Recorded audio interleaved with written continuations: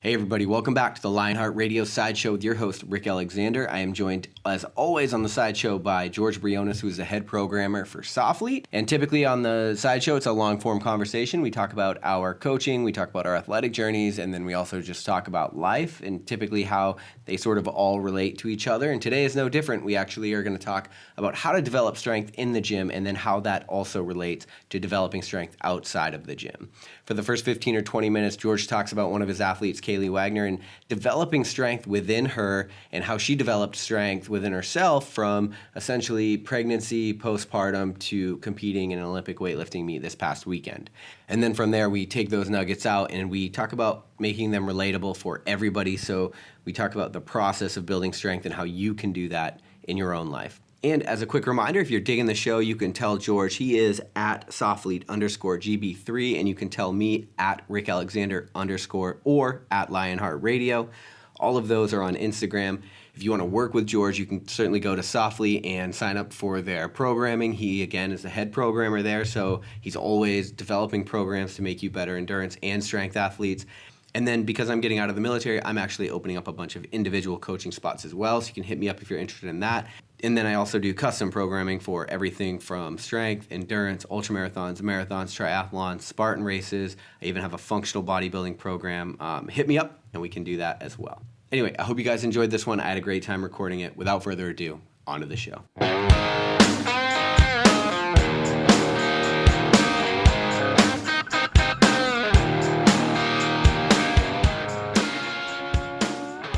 Like, I've been following Kaylee Wagner for a super long time, and she's one of your athletes. Yep. And she used to do some, like, modeling for me for Louis Vuitton back in the day. And then I think originally that's how I met you first, was through her. Yeah, I remember like the back of my hand, first off. So everyone listening, me and Rick have known each other probably for about 4 or 5 years. A little bit less than that, maybe about 4 years right underneath that. And I remember meeting you at a strongman competition in like 2014 or 15 in Escondido. Remember that? Competing, or was I? No, you were running the Louis Vuitton, booth. And I walked up and I was like, oh yeah, man, I think this was like 2015, so maybe 3.5 years ago. And I started talking, I was like, who's this guy? Like whatever else, like just running this coffee company. And I had just opened the gym. So we kind of talked about trying to get stuff in there. But then we actually hit it off because of the fact of Kaylee. I was like, oh, wait a minute. Kaylee's one of your sponsored athletes. And you're like, yeah, she's done this and that. And I was like, oh yeah. And like, yeah, so that's ended up like how we met each other. And I think we kind of just off and on throughout the time period until I think last year is when we really got into each other and became the Power Couple podcast couple. Right. Well, all that to say, like, watching her journey, because I feel like I've been following her, and she like just gave birth, and then literally, I think it was last weekend, you guys were at the American Open. Yep. And she did well, and it was like I started thinking about this idea of like building strength, and I think we should talk about what it's like to build strength physically. Because there's a lot of people that want to get stronger. We kind of talk heavy on the endurance. But then the other side is, it's like, what about mental strength? Because from what I've seen, we don't live in silos. Like, you can't be mentally weak and physically strong, and you can't be physically strong and mentally weak. Like, they just sort of build off each other. And wherever you hit a limit with one, in my opinion, is where you'll hit a limit with the other. You're not going to mentally get, here, but then just keep growing physically stronger. It's like, because that getting physically stronger is going to require you to go to these mental places that fucking suck. So you got to get stronger. So I was thinking today for everybody, we'll talk about sort of your approach to taking an athlete sort of from zero, not zero, but, essentially the beginning, and then getting stronger. And we'll talk about that. Yeah. And a lot of the listeners have seen let's go a little bit in the background. I mean, I know we talked about this, but a lot of the listeners we have right now have only seen me in the endurance world. Yeah. And I didn't start there, just so everyone knows. I didn't start in the endurance world. My endurance background came from being a soccer player in high school and all that good stuff, and then going into military and becoming a reconnaissance Marine and ruck swimming, running, all that good stuff. What really kind of opened the doors to the strength realm was actually getting out of the military, or actually going into an instructor and kind of getting into the CrossFit realm and learning about strength training. And I've been really blessed to be able to be under some really good mentors and coaches who have helped me with that strength aspect. And, competed at a high level for weightlifting and, when I say high level, I pushed American Open and then had a chance to go and push for the nationals, but kind of made my choice not to push just because of the time constraints, however you want to think about it. So my forte is strength. I love programming and coaching athletes to get stronger. That's just something that I'm really good at. And now blending in this endurance aspect into that strength, I've really been able to really realize now the mental fortitude and the mental strength that you do need. It actually carries over into the strength realm, right? Especially in the weightlifting realm, and it's funny is because of the fact that if anybody doesn't know what a weightlifting competition is or a powerlifting competition is, you have two movements in weightlifting, which is a snatch and clean and jerk. And then in powerlifting, you have three movements: squat, bench, and deadlift. And you get 3 lifts per movement, right? To go ahead and put your highest weight up to get a total. Yep. What you understand about this is the fact that you can train for 16 weeks and it only takes 6 lifts. And realistically, they only take 2 lifts of that 6 lifts to give you your total. So you have to be mentally there to understand that I've trained for 16 weeks. And from here now, I get to walk onto this platform and I have 3 lifts in the snatch, 3 lifts in the clean and jerk. Or if you're a power lifter, you have 3 lifts in the bench, 3 lifts in the squat, 3 lifts in the deadlift. And they're only taking their top lift from that. That says a lot, right? To know that it's a little bit of a mind game in the middle too, right? Because there's some jockeying. I've platform coached for a couple people, and it's like, because you're looking at what other people put up for numbers, so you're sort of weighing how strong is my athlete, what are they capable of, and then where can I push them to get them to be their best and also to beat the other people that are all doing the same thing against you. Exactly, yes. And that's where it comes into, and that's one thing I love about coaching weightlifting meets, and especially at the national level. And again, the American Open Series 3 is not a national level competition. Like, it's a national platform to give you that feel, but it's realistically not a national. Like, you didn't qualify for national level qualifications to get there, like the American Open, the national. So let's just put that out there. Okay. But what I love about it, though, is the fact it gives everyone that feeling to continue chasing that national platform, right? That big stage is kind of what I look at it as. So it gives coaches the idea of how to coach in the back when you're at a national meet, because it's not like your local meet where you're sitting there counting cards. You have a TV now and they have it all set up, and now you're going against coaches who you've never coached against before, who are very, very, very methodical in how they approach their counting. Danny Camargo, Sean Waxman, Max Ayeta, Spencer Arnold, Caleb Williams, Texas Ursula from Texas Barbell, myself. I'm very, very methodical in how I look at it, because at the end of the day, when you ask all those coaches what is one of the top priorities that gets athletes to win meets, it's making lifts. That's all that matters, right? Is making lifts. So you have to, like you said, is set the athlete up to be in the best possible place and within their capabilities to make lifts by watching how they move. Because realistically, I don't know what's going on in their head at that time and moment, right? All I know is I can tell by the way they're moving, the way their energy is. Okay, cool. I can push them today on this. Ooh, that warm up before their opener looked a little slower than I wanted to. Then also we go out and smash the opening lift, and okay, cool. We can put some weight on the bar now and keep moving. But I had to be conservative, right? So I can build confidence for the athlete when they go and open up.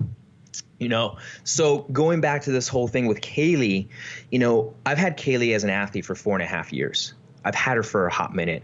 Took her from CrossFit, saw how well she was a very strong athlete, ready in CrossFit and doing well there. And I was like, let's continue. She got really into weightlifting and wanted to do that.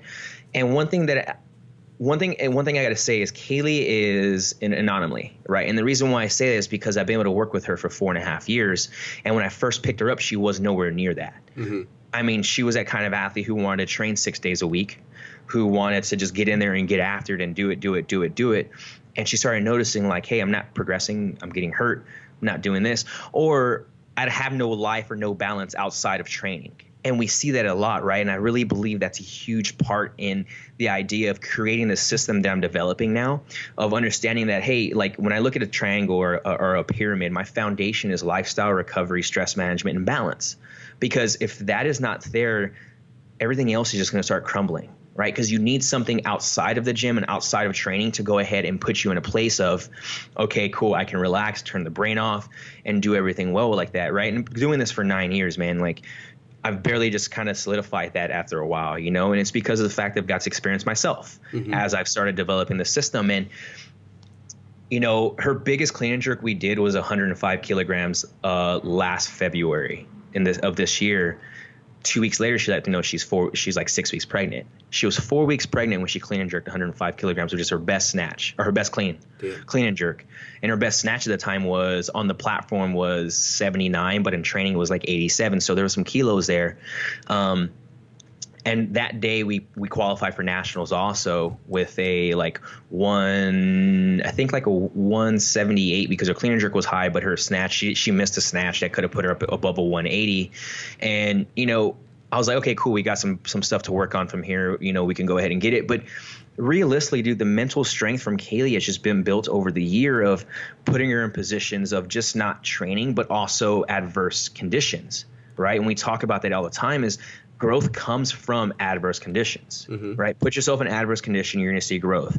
And I'm not going to talk full on about Kaylee's background story, whatever else, but she's been through quite a bit of different changes in life and everything else like that, and finally started settling down, and boom, got pregnant, right? So going into nationals in the 63 kilo class, going into the A session and going to probably do very, very well. I'm not saying like top 5, but top 10 in the nation at that time period, to being like, all right, what do I do now that I'm pregnant, you know? And what I had to do there was really change the focus from, all right, cool, weightlifting now is not going to be your priority.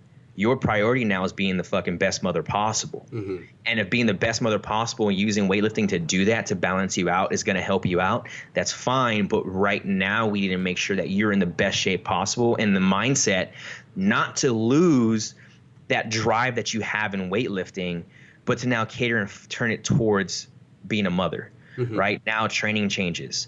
Her body's changing. Her emotional state's changing. You know, her psychological aspect changes completely now that she's pregnant. Right. Yeah. And luckily, I got to help write programming with her all the way up until she was pretty much probably the last 4 months of her being pregnant, and then she went over to BirthFit. And I've always said nothing but great things about BirthFit because of the fact those ladies are doing amazing things right now with where they're going in that realm of getting people ready, not just physically, but also mentally. They do a really good job of really kind of touching that toll there. And me and Kaylee stayed in connection throughout that whole time period, made sure she was good. And when after she had the baby, it was like, all right, the next question was what's next? When can I start training? Right? Like that was like, all right, let's pump the brakes here and let's go ahead and kind of continue pushing this BirthFit program that you're doing. Cause I can't take credit for that first 10 weeks of her training, you know, but they set her up for a very good setup mentally and physically. So when I picked her up after 10 weeks of being pregnant, of postpartum, it was like, all right, cool. First, I need to focus on technique work because she has probably been doing some weightlifting a little bit, but her bar paths changed because of the fact that she had a belly she had to go around. You know, she was a lot more mobile. The systemic tension in her system probably went from being super, you know, Kaylee's always been a hypermobile athlete ever since I've had her, but now with having the baby, she's become even more hypermobile. Okay. So it was one of those things where where most women know this, like whenever they're coming back from, you know, having a baby, they're having pelvic floor issues. You know, the strength in the lower abdominal is not there to where, you know, when they go for a squat or whatever else, they bottom out, or jump or whatever else, they consider they either pee or can actually really hurt themselves. So that was one of the approaches that we took, was like, hey, being as close and being very methodical in how we look at her training by week. Right. And she was very, very communicative with, she communicated with me very well with like, hey, this week I'm feeling kind of rough, or hey, this week let's go ahead and add in a little bit more of this, or hey, I'm going to start putting in more, you know, core and pelvic floor, you know, strength work here. We're going to continue doing A, B, and C. But the thing though is, like, besides all the training and programming, what I told her from the start was the fact that we needed to take this in a very slow approach and have patience with it. Because of the fact that if she didn't have the patience going into her new venture of being, one, a mom now who wants to weightlift and also is working full time and is now also a wife, like those are 4 things that she has to balance, right? And learning how to compartmentalize them all and understand, like, hey, like, you have to give energy to A, energy to B, energy to C and D, but in the right realm that you need to. And that's where she was able to understand, and we were able to progress as we needed to. For example, if she had to work super late and couldn't train that day, that was okay.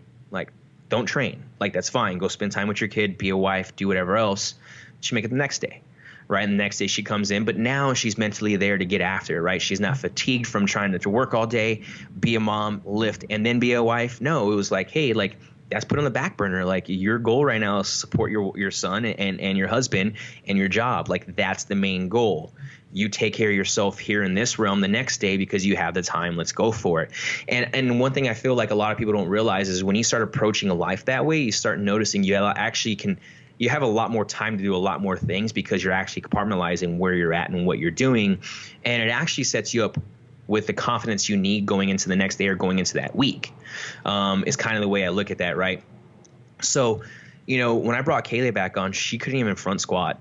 I mean, she was barely squatting under 80 kilos, less than that. Like, we started at like 60 kilo front squats, bro. Like, literally tempo work. It was time under tension, position work, and while I was doing all this position work and time under tension to create tension in the system, we were doing a lot of technique work with the barbell and getting everything ready. At the same time, we were still integrating the birth fit type accessory work that we needed to go ahead and strengthen her overhead position, her core, and all those things. Because she'll tell you herself, when she came back to me, trying to hold a barbell over her head for 30 seconds was impossible. Like, that's just hold a barbell over your head for 30 seconds. Like, it wasn't possible for her. And that's something that we had to build off of, and she was building. So, taking it from that ground zero, it really came down to, when I look at my pyramid and the system that I'm creating in this realm is, lifestyle, recovery, stress management, and balance is probably the huge part that we actually were able to adjust this new way of coming into our first meet back as being a mom and being a wife and now full time and all that good stuff. I mean, she's 10 months postpartum and put up a 180 total with a 81 snatch and a 99 clean and jerk. We went for 101, lost the jerk. She had the jerk over her head, walked forward, just missed it. Went 5 for 6. You can't be upset about that. Like, your first meet back, 10 months postpartum, and come out and again, clean and jerk 101, missed the jerk barely by a misstep. When her best clean and jerk was 105 pre-pregnancy. Like, after, again, 10 months postpartum is huge. And I can't take credit for that. Yeah, did I write the plan and was I very careful in what we did and approached it? Yes, but she also at the end of the day was in control of it. She was the driver. I was just the A driver. And there was times where she was like, hey, I messed my knee. My knee feels a little weird today, or my shoulder feels a little weird today, or I'm kind of feeling a little off. Can I go ahead? And it's like, yeah, go ahead, just do bar drills today. Or let's go ahead and do this. And I wrote a blog we talked about earlier called Enduring the Intensity of Life, right? And everyone's so busy in the realm of looking at the mechanical stress and the metabolic stress. And mechanical stress we're talking about is strength training. Metabolic stress we're looking at as endurance. But one thing a lot of people are missing is this emotional state that goes along with all of that, to be able to handle the two. And, one thing that I got to experience the past year, since kind of making the switch from strength into endurance, is really making this connection of emotional intelligence and emotional stress and how to manage emotional stress, because I believe that emotional stress trumps metabolic and mechanical stress at the end of the day, because of the fact that you're causing more problems than you need to when you start thinking like, well, I couldn't get this training in, or, I didn't get my 10-mile run and I only got 6 miles and I didn't get myself enough time to train, or, I have to work all day and I can't get my 10-mile run. I can only get a 3-mile run in today. It's like, the more positive you are about the way you look at that emotional aspect, it's going to go ahead and put you in a position where you really are set up for success. And that's something that me and Kaylee did very well in communicating towards each other, of understanding that, right? And that was huge for us at the end of the day. Yeah. And go for it. Sorry about that. No, go for it. And it's the same thing with you though right now, like in the way I look at it, right? We've talked about this plenty of times, because I don't want it's not just about me, but this is also too about you, is like, you're getting out of the military right now. You're getting ready to run 240 something miles from, from Fort Bragg to Virginia Beach. Yeah. And you're getting out of the military, you're traveling, getting yourself set up for school, you're doing all these things, running a business, right? And again, it goes in the same realm where you're starting to understand now too, this whole emotional connection of being like, if I can't get out and run however long, it's okay. I'm going to get some quality work in, put my energy into it, the best of my ability, and go and do what I got to do. Because I'm pretty sure there's been days like that.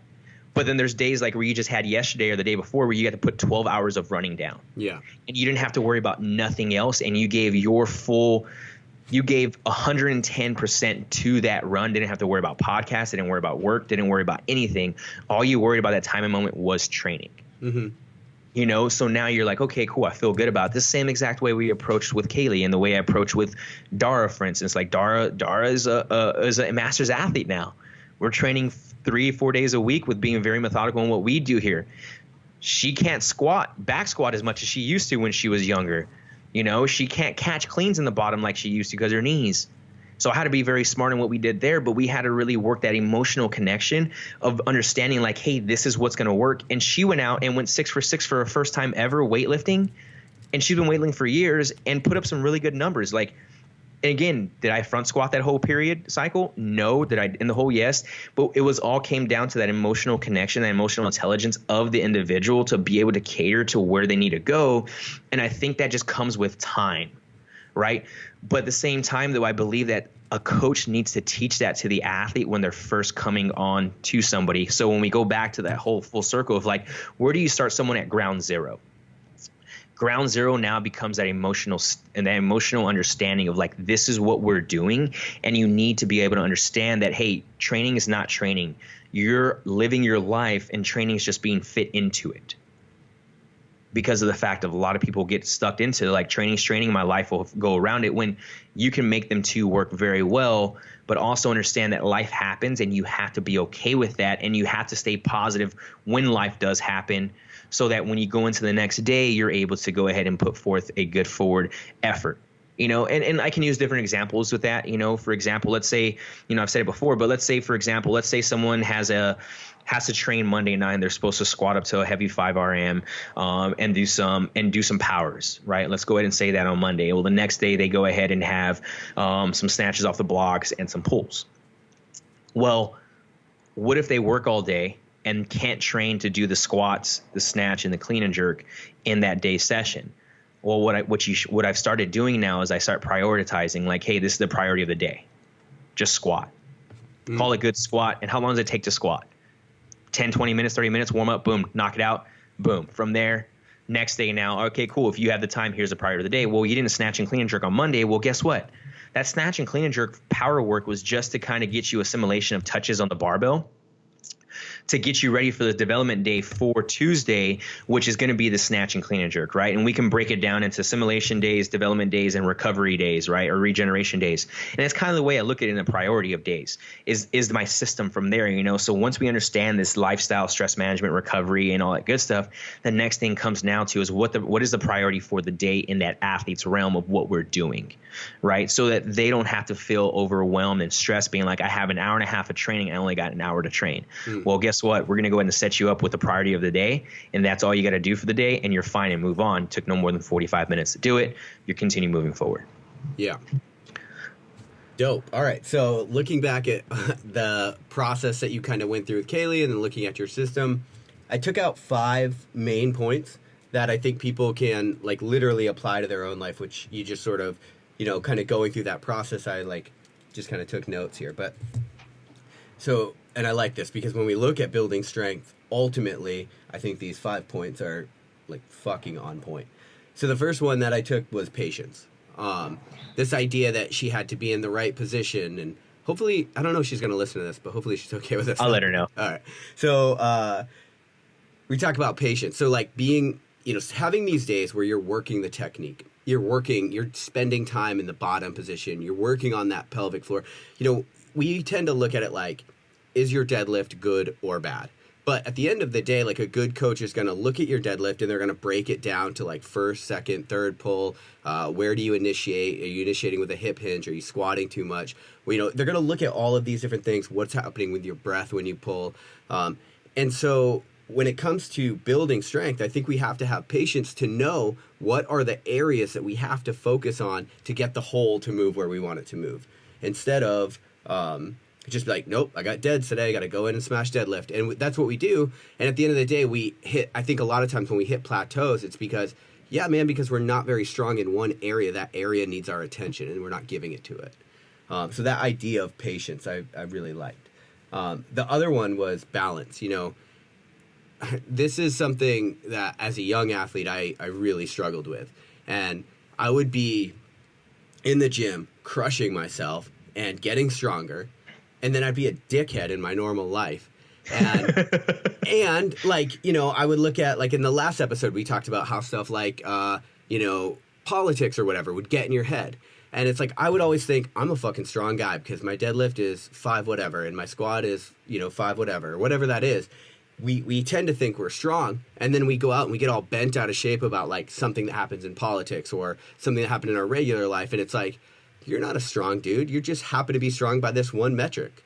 You're just a fucking asshole with a high deadlift. And so I think that it's important to remember that. It's like, what are we trying to build here? What is the ultimate state? Because we've talked about this on the show a lot, but it's like, if you hit, you know, if you qualify for the CrossFit Games and you don't have one fucking person in the stands that gives a shit, you might have missed the bus. And so when you talk about strength, like, strength is something that can make you a better human being in your life. So why wouldn't you take that and try to apply it to all of these different areas? Because that's like the beauty of sport, right? We learn these lessons in the arena that we can then apply to the rest of our lives. And it's like, sometimes I think about that as training too. It's like, if you train and it wrecks your day and you do that every day, you're wrecking your life. You know what I mean? Like, you're wrecking your life for the sake of a training session, when it's like, the reality is it should make you better at life.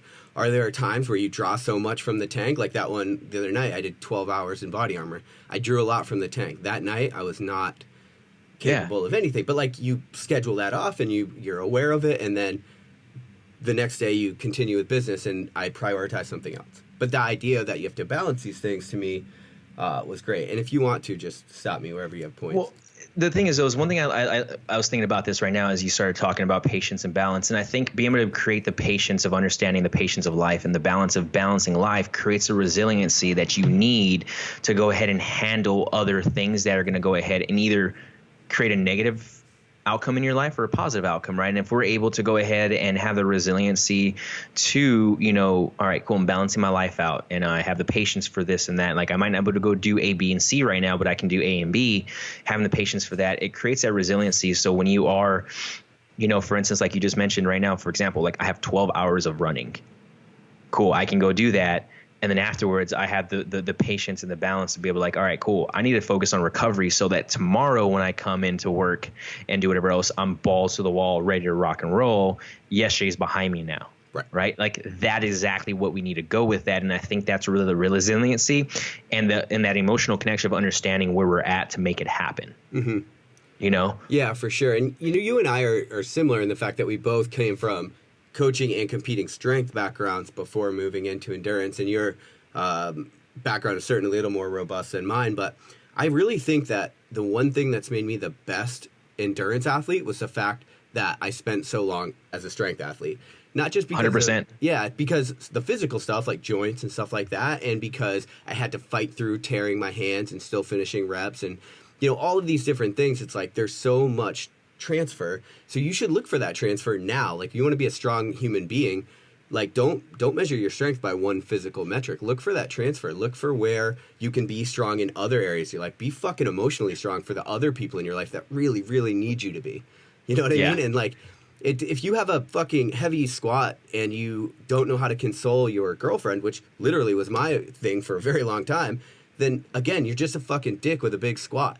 Like, it doesn't matter. So, like, get over that. Like, use that to make you a better human being, not vice versa. You know, I used to live life by, like, you know, I can't take credit for this quote because Joel Jamieson said it. He said, micro movement dictates macro movement. And I think for the longest time, I lived life of macro movement dictates my life. Right, there was no such thing as micro in my life at all. And when I heard him say that, because like you know, there's a course that I took with him, you know, not just through HRV stuff, but one of his bioforce conditioning stuff or whatever he does. And when he said that, I was like, oh my God, that makes complete sense. Like, that's what it is. That's the mark right there, right? Micro. Like, if we can focus on the smallest fucking thing possible, right, to help balance things out. For example, what is the most simplest thing that I can do for today, right? Like, or, you know, let's say we'll use Kaylee, for example. She's being a mom, she has to lift, she's being a husband, and has to work. Well, the most smallest thing there to keep the chains moving, right, and like look at that aspect is like, well, work is a must. We have to get that work done, right? You know, she has to hang out with her kid, but who says she can't squat and hang out with her kid at the same time? That's very micro of what she's doing from what she had trained for the day, but it also gives her gives her that mental edge of being like, okay, I squatted today and I got to hang out with my kid afterwards and I only spent 25, 30 minutes doing it. Let me move on forward to the next thing. And now I get to make dinner, hang out with my husband and the kid and do all those things, right? Same thing for you, right? Like we go and look at it, you're living life so macro that you thought that your metrics was strength. So then all of a sudden, like your girlfriend would go ahead, or ex-girlfriend, however you want to think about it, would be hanging out there still. Right. And I've even now to this day, dude, I'm very, very spot on about it, man. I'm very like aware of it now. Right. Like, OK, cool. I went out and did this long run, but now I need to hang out and spend time, or I'm gone for a week. I need to go ahead and spend time with my kid or spend time, in that realm, or different things like that. And, that's huge, right? And the support system, like you said, like you can qualify for the CrossFit Games, but if you go to the CrossFit Games and no one's in the fucking stand, you miss the mark. Yeah. Right? Like it was unreal and that's what fires me up the most, right? It's not just the fact of like the athlete going out there and lifting, it's how many people are out there in the stand supporting you. Mm-hmm. Like I remember every time Kaylee went up there and lift, and the same thing with Dara, and the same thing with some of the, like my other athletes that were there this weekend, and other athletes that got to help coach, how many people cheered for them, right?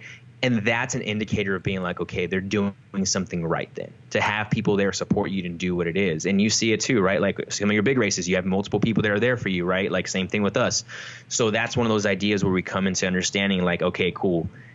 The micro aspect of our life really, really dictates our macro aspect of life also. Yeah. And, when I say this stuff, like I'm saying it out of love for the listener. Like I have fucked some relationships up in my life. Like, and, sometimes people have stayed when they shouldn't have stayed because I was an asshole.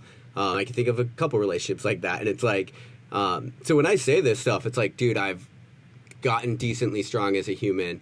I've gotten decently strong physically and been mentally weak. Like I've gone through these sort of different, evolutions of strength. And at the end of the day, like, I just think if you give up a little bit of physical strength in order to gain strength in all these other areas of your life, you're making the right decision and you won't regret it. And everything goes up from there, dude. Yeah. Everything goes up from there. That is one thing I've noticed, right? Like if we're able to go ahead and take care of all these smaller things across the board and gain strength in all of them, it's like leveling up. It's like playing Pokemon, right? Like, or it's playing like any kind of those games where you have to go and catch all these things or get all these points for multiple things across the board before you can level up. That's a lot like what fucking life is. Right. Right. Like you can't just get good in one thing and let everything else come down because you're never going to go ahead and have that cumulative points to go ahead and keep you growing. And that's what you're talking about. And that's the way I look at it too, right? Like we both understand that, right? And like we're able to sit here and talk about this and really dig into each other's heads and being like, okay, cool, that makes a lot of sense because of the fact that we've been in that realm to where we chase just that one matrix. Now we're chasing all of them. Yeah. And that's one thing that I really, and that's another thing too, what I love pushing out to listeners. I don't speak just to listen to myself speak.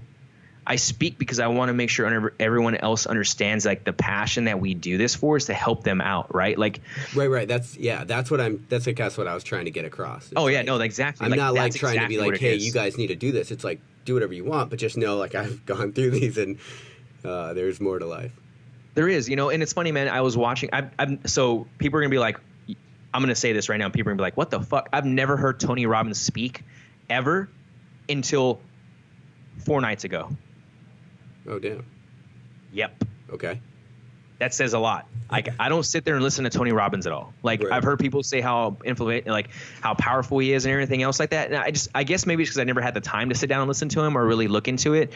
I have a couple buddies who had my buddy Kevin Almentrout who wrote a book called The Relentless Mind. He had his book endorsed by Tony Robbins, but I haven't listened to him. And for the first time the other night, I was on Netflix. It was like 9:00 at night, just kind of like down regulating before I was going to go to bed. And I ended up putting the TV on. Like that was just something I felt like doing. And I found this like documentary on Tony Robbins, and it was from like 2016 or whatever else that's on there. And I started watching him talk, and I was like, holy fuck, this guy is fucking spot on. Like he has a gift, right? Not everyone has that. He has a gift. But what blew my mind was he always has 2,500 people in his like workshops, right? And they're forever long. But it's crazy. What it made me realize was like everyone in this world is going through some kind of problem, some kind of like any way, how, shape, or possible, the same exact way as we are. They just experience it in different realms. Right. And he used this saying, I don't know if you've heard it before, but heal the boy and the man will show up. Have you heard that before? Mm-mm. From him? Yeah, he says that. He says that heal the boy, and then the man will show up.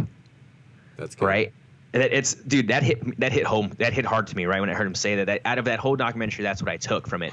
And the reason why I'm bringing up Tony Robbins and bringing that saying up is because of the fact that, we all have been through adverse conditions, but we can heal from them, right? And if we can heal from them, then we can go ahead and continue growing. And a lot of people are stuck on not healing. They're too stuck on it. And I'm for example, I'm one of those guys. I didn't heal for fucking 5 years. And as I started focusing on healing and had that support to heal, guess what's happening? Like this whole new mindset and approach. And I'm finally being able to grow my professional career and create these systems that I know that work for me. And from the curiosity I've done in the past where I didn't know how to unlock it. And now I'm unlocking doors that I'm like, holy shit, here's A, here's B, here's C, holy shit. I'm like leaning into the right spot now because of the fact that we're able to heal ourselves emotionally so that we can continue growing in other realms of our life, just like you talked about in those first 2 points, patience and balance. Yeah. Yeah, I think, and one of the things you talked about when you're going through this sort of journey coaching Kaylee is she'd start getting strong, but then things would come up, and then she finally PR'd, and then she got pregnant, and so all life is adversity. That's literally all it is. That's what I've really come to realize, that that's what we're fucking doing here. The point of this life is adversity, and it's to take that adversity and do something the most possible good with it, in my opinion. And so,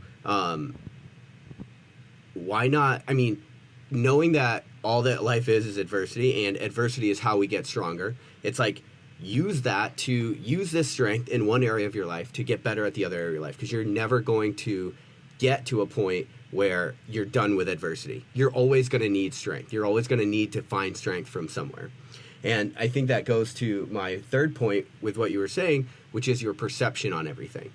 So I perceive life as being nothing but adversity, and I think, in my opinion, the quality of your life is dictated by the way in which you handle adversity. 100%. Right. And so literally I've taken forever to excavate that for me to just realize, oh shit, that's actually all this is. The quality of your life, how do you deal with this adversity? And strength is the number one thing, both physically, mentally, emotionally. That's the thing that's going to increase the quality of your life. There's nothing you can do about these setbacks. There's nothing you can do about the fact that you got pregnant. I mean, there's something you do about getting pregnant, but that's how life works, right? It's you PR, and it's taking that strength away from you right now. And it's fuck. And it's that's the danger of only being strong physically. If you are only strong physically and then life takes that from you, which is so fucking possible in a myriad of different ways, stress, sickness, disease, diagnosis. There's so many different ways that strength can be taken from you. And so if that's all you are, man, you're fucked. Yeah. Because if all life is dealing with adversity, and you can only deal with it in the physical realm, and you don't know how to deal with it spiritually or emotionally or mentally, you're fucked. 100%. I mean, and we've both been in that realm. I've been there before, and I had this conversation. What was I talking about? I forgot what I was talking about. Me and Savannah were talking about being resilient to death in life, right? And the reason why I say this is because of the fact that I've been through multiple deaths back to back to back to back to back, right? And talked about that before. And now it's kind of one of those things where people consider us doomsday preppers, because I use the saying prepare for the worst, hope for the best. Right.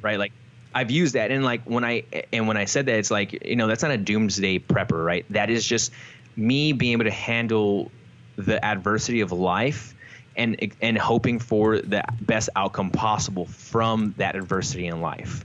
Yes. And I'm taking that in a positive realm, right?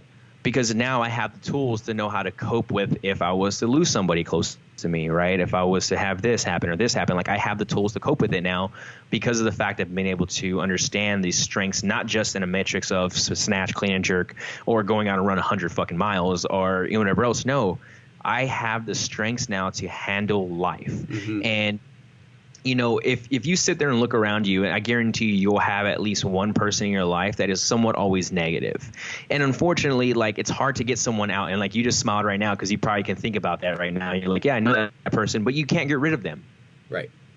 Why? Because you know what? They do have a positive outcome and look on it, but at the same time, though, that negative side of that they bring kind of keeps you balanced, right? Like yin and yang don't work separately; they work together, man. I'm sorry to tell you that. Yeah, I mean, it definitely, like, I think of this, wow, one human, it's very, very negative. I love him to death. Very negative person. But one thing I get out of it is, like, I'll spend 5 minutes with him, and I'm like, man, that's got hell in your head. Like, I don't want that. Like, you know, whatever negative thought I had, I'm fucking trying to get rid of right now. Like, you know, it does. You're right. Yeah, you know, so and that's just one of those things where I look at it, it's just like, you know, you got to take the good with the bad and just keep moving forward in a positive realm in that aspect, you know, and being able to have the patience and being able to have the balance, and leading to that third point you mentioned, you know, it makes it even across the board. You know, there's no real huge, you know, undulating, you know, change in your life at the moment, you know? Right. Yeah, 100%. You know? Yeah, that's the thing, man. That's perception, right? Can you step the fuck back? You know, it's like we spend a lot of time very up close to our lives. And so because we're so close to our problems, we get inside of our own head, you know, and that's sometimes you see it even physically. It's like people start plateauing and they're too fucking close to the problem. That's why you need a coach to figure out what it is that you're doing wrong. And so in life, in physical endeavors, it doesn't matter. You need to figure out that ability to gain a better perception by stepping back and looking at everything and figuring out more objectively which way is the best way to proceed. And I'm going to caveat for that also. And don't be afraid to ask for someone's help to go ahead and look at your life also, to give you a different outlook or a different approach to it. Because I'll tell you what, you might see your life one way and you might be very biased. But if you don't have someone else looking in on it and being like, yeah, that's not probably the smartest idea. You might want to try and do this. That's a goal, you know. And I had a conversation with a guy like just the other day. You know, he's going through field med right now, and he doesn't want programming. That's not how he wants. He wants mentorship of like, how do I approach training and how do I look at this? So I'm like, all right, cool, man. Like I'll just write out your plan and we'll go ahead and do some things, and I'll give you my feedback on what I see off of the notes that you're giving me and the communication that we're having with each other. And realistically, all I'm teaching him is patience, balance, and like you talked about, like, you know, prioritizing and perception of what his life's like right now. Because right now all he sees is, I got to train in the morning, I got to be at school all day, and then afterwards I have free time. Do I train? Do I recover? Do I what? I have no direction. Well, okay, cool. I'll go ahead and be that human being for you, to be looking from the outside and being like, well, how was your training day this morning? What'd you do? Did you run, swim? Did you CrossFit workout? Because that's what you're doing. How mentally stressed were you during class? Because that's going to dictate if you're going to train this evening or not, or go home and fucking chill. Yeah. So that you can recover to give your best step forward the next day. And I think that's where a lot of people miss it. And sometimes I am the same way. I think everyone's like this, and it's nothing against. It's just a flaw of human nature, where we always want to go, and we never want to slow down, right? And you're that way, I'm that way, everyone's that way. People that listen are that way. I'm pretty sure people that listen to our show are that way, because that's just how it is. Like, we're always on the go. Yeah, driven people. It's just driven, right, and curious, and being able to be in that realm. So I really believe that if we're able to, you know, have another person look at our life in another perspective, it helps us kind of create a better outcome for us at the end of the day. Dude, I literally could not agree more. You know, I think that in Western culture, specifically the United States, I'm a product of this. It's like we want to believe that we're self-made, right? That we're strong because we're fucking strong. And the reality is, like, this is a shared human experience. Like, we're all in this together. And there's an old piece of wisdom, and I always fall back to this, because sometimes we don't want to accept help from other people. Like, we want to be like, I'll shoulder it on my own. This is one of my biggest issues in life. I heard this old piece of wisdom, and it was, when maturity or capability fail you, add external structure. And so the idea of that would be like, okay, if you're an alcoholic, there's no shame in going to AA, right? If maturity or capability, if you're not capable of getting sober on your own and you know that you want to, then you add external structure. When somebody goes and they go to AA and they become sober and they're like, I've been sober for 10 years. We're not like, we don't shit on them because we're like, oh, you couldn't do it on your own. You had to get AA. And if you are that kind of person, you fucking blow. So it's like, you know, I always go back to that, because it's like, what areas in my life are falling down right now? Are they falling down? Am I not as strong as I want to be in a certain area because of my maturity or my capability? Like, or do I know what to do and I'm just not doing it? So that's what I figure out. But then it's like, add external structure where those things fail, so that you can get where you want to get. When you get where you want to be in life, we don't shit on you because you got help to get there. You know, yeah, no one gives a fuck. Yeah, right. That's exactly what it is. We don't look at just give credit where it's due is what I always say. Yeah, absolutely. But when we look at a great athlete, we're not like he's on that podium all by himself. You know, it's like we don't shit on him because he got a coach. We don't like, you know, that's even you look at life coaching. It's like I've literally, you know, I used to shit on people like for life coaching, and now I've looked at it and I'm like, well, you know, there's probably a lot of areas where people could help me out that I start to fall short. And so, yeah, I think that's well, just to caveat on what you were saying. Well, what we're doing right now is life coaching, I feel like, at times. Yeah, for sure. Yeah. No pun intended. So I think the last point that I wanted to pull out of what you were saying is you talked about having a priority for the day. This is like something I realized a while ago, and it's taken me forever to get to that point, I think probably maturity-wise, to where if I have a training session, okay, so maybe I feel like shit or I don't have time, but I'm like, nope, I got to do it all. I got to crush it. And other stuff in my life will get put on the back burner, and I will drop everything and train. There's something to be said for doing that from time to time because you have to. But there's also something to be said for having the maturity to know that you have other shit going on. So what could you focus on today? What could you prioritize that's going to give you the most bang for your buck? You know, so like that's what I do with all the coaches, all the people that I coach through my Endurance Hacker program is like I give them I break down the day's workouts and I'll add a little red R to some of the workouts. And that means if you have no time or if you're sore or if you can't get in, just get in there and prioritize this one thing today to make sure that we're still kind of moving the ball in the right direction down the road. And then don't worry about it. We'll get that shit on the back end. We'll figure it out. And that's focusing for the day.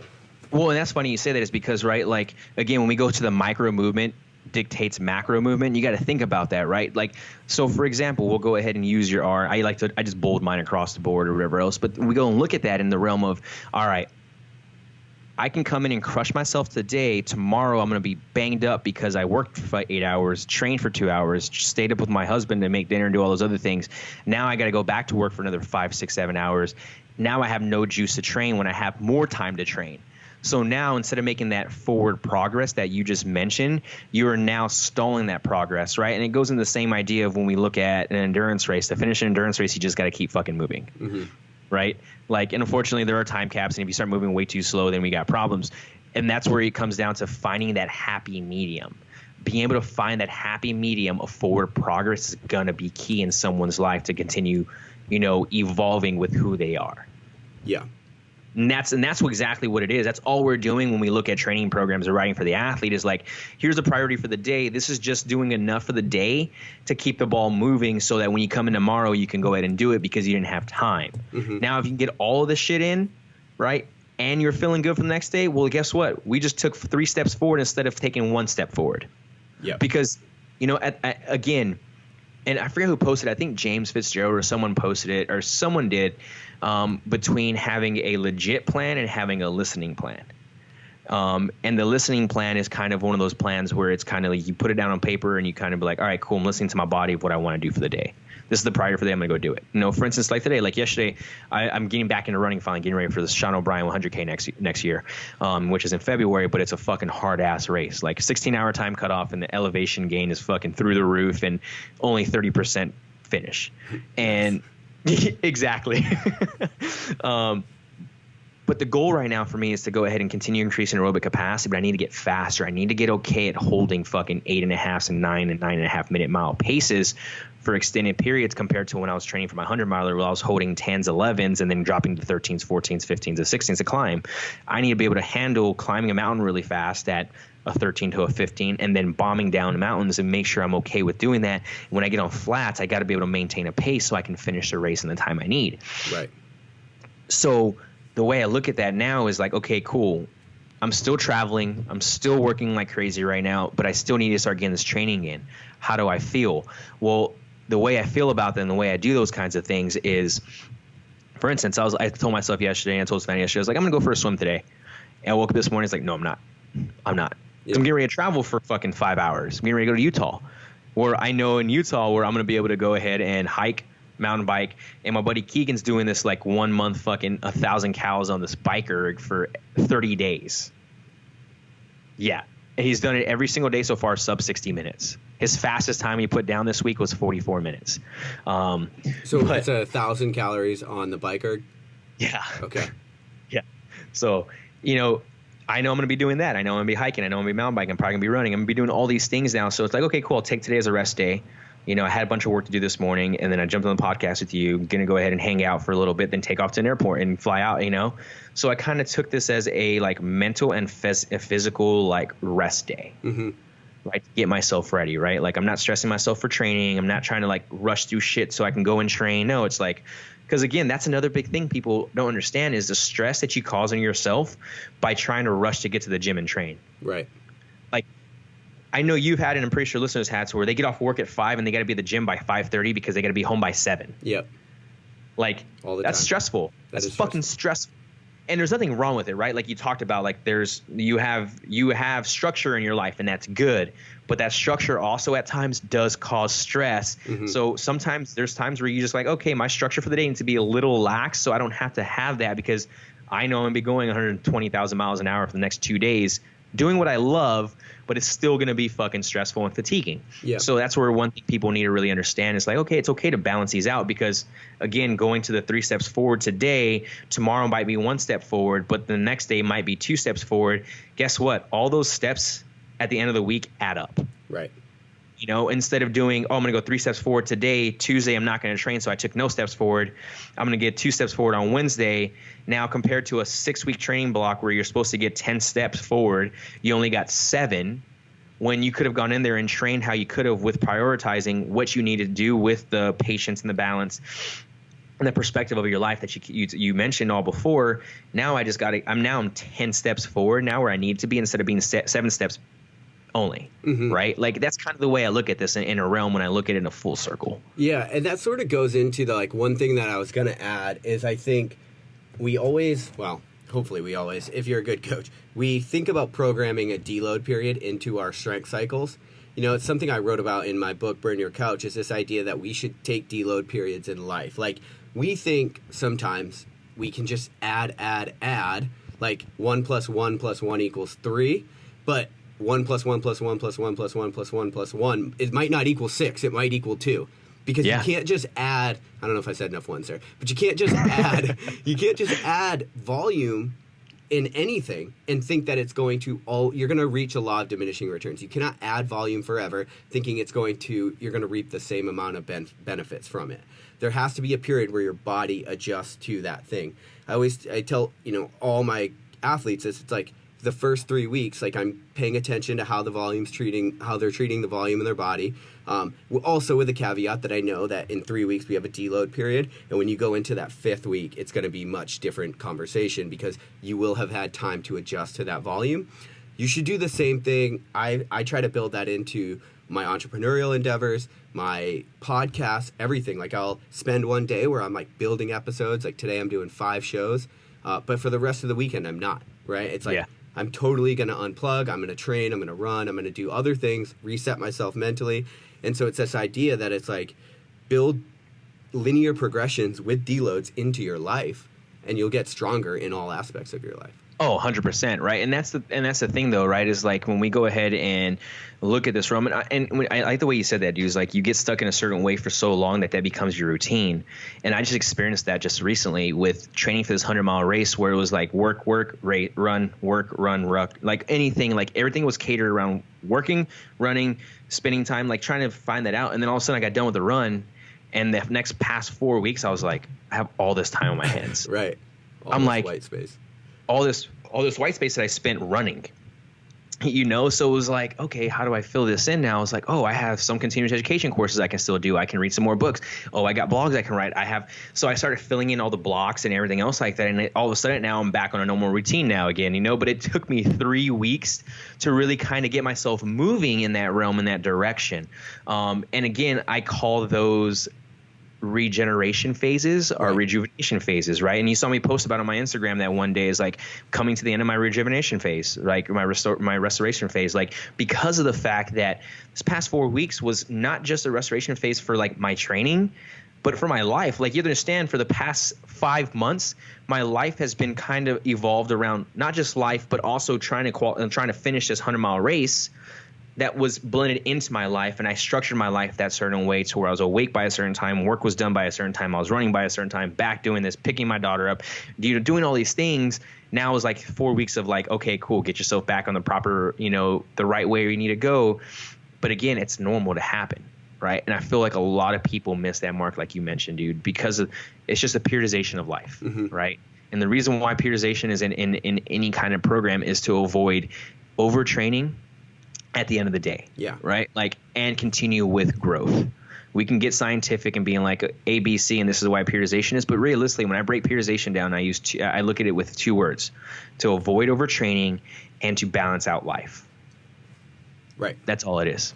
Yeah, so I think, and I it's almost like the point of life is to push yourself past where you're comfortable, but to know when to pull back so that you don't break. Like, the point's never to break, you know what I mean? It's like, if you break yourself because you're overwhelmed with family or training or career or anything, you're doing yourself a disservice. You're not going to be as strong as you could be if you were to push yourself, get exhausted, be uncomfortable, like find out what you're capable, find out what you're made of. Like, that's fine. Like, we do that all the time in running.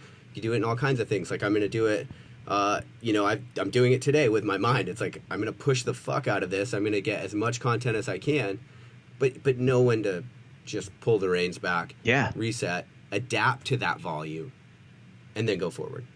Exactly. And that's the same thing kind of this trip is for me this weekend. Like, I'm going out this weekend. Like, my daughter's going out of town for the weekend, so I don't have no trips going anywhere else. And I was like, I haven't really had taken time to go do anything, and I want to go hang out with Keegan and go out to Utah and enjoy that. Like, so I'm going to go do that for the weekend and have that mental break. Yeah, and to sort of make it full circle, when we do that, when we have that mental break, or we go away for the weekend or hang out with somebody new or do new activities, it allows us to gain that perception that we were talking about. Yeah. It allows us to be away from all the problems and the stress and the things we're always thinking about trying to solve. We go away, we like unplug, like I'm always talking about that, because it's like, dude, you get to that point where after a day or two goes by of something new, now you have a new perception on the old problems, and you'll get clarity around things.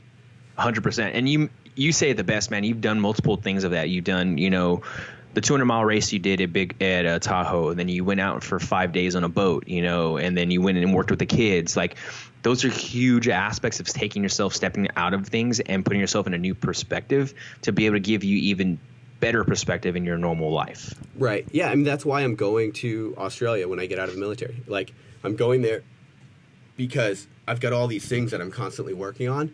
And I know to finish my next book, I need a different perception and perspective other than what is constantly in my face all the time. So I'm going to take a month.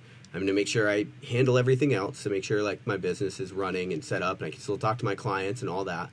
But then I'm getting the fuck out of here, and I'm going to like get a different perspective on life. I'm going to work in an orphanage. I'm going to work on a farm. Like, I'm going to do something completely different than what I normally do. And I guarantee goddamn to you, I'm going to come back stronger.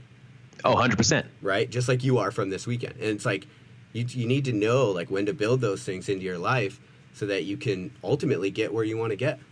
And for the listeners, that doesn't, and like, I want everyone to understand that we're not saying that you have to go work on a farm or go do it. Like, find something that lets you mentally take a break in that realm. For sure. And it could be, it doesn't have to be 4 or 5 days or a month. It could be one day. Mm-hmm. It could be 5-6 hours, right? So where you put your phone down and whatever else. And we talked about that before. I'm not going to beat a dead rabbit. But it's just one of those things where it just helps with a whole new perspective when we come into doing things. Right. And if we bring it full circle, if we talk about training, it's like you and I have talked about this on LionHeart Radio before. It's like there are times where for dedicated athletes, you program like other movement activities. That's exactly, you're doing the same thing that we're talking about right here. It's like you're getting them away, you're getting them off the barbell. Like, get this problem out of your face for a minute. Let that fire recharge. Like, let your energy recharge. Let that fire get stoked again. Like, get away from the issue, get away from the stress, get away from everything, allow yourself to adapt to it and to gain a new perspective, and you'll come back stronger. It's funny you say that because this week for Kaylee, her programming is the same as like movement work and random stuff and a whole bunch of just different things with some barbell movement stuff, but everything else is like pure on like play, like tumble work and hang from the pull-up bar and do all these fun things, right? Like to kind of keep refreshed to keep moving forward. And that's what I feel one thing a lot of people miss is the fact that they don't have fun in their life, or they don't have fun in their training, and it just becomes very monotonous and becomes very boring, which is now where all the 5 points that we just mentioned start going out the window, because we don't create this fun in our life when we're supposed to have it. And it's okay to have fun. And I think that's a lot of people don't understand that. So yeah, man, I don't know, man. It's crazy, man, how we bring this full circle and look at it. And it's kind of cool that we were able to talk a little bit about like Kaylee's progress in the past 10 months from after having the baby, and really break down, the idea of like life stress, recovery, stress management, and really having a strong foundation in that realm to put us where we are today for her, and the goal is to continue moving forward. And again, the future is unknown. I'm going to say that right now, right? Like the future is unknown.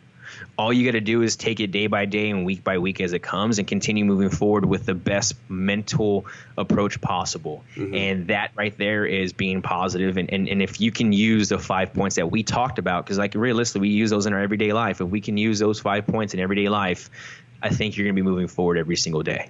Yeah. And if, for people that have made it all through the hour of this show, it doesn't matter if you're a mom that just gave birth, just got pregnant, or a Green Beret in fucking Afghanistan right now.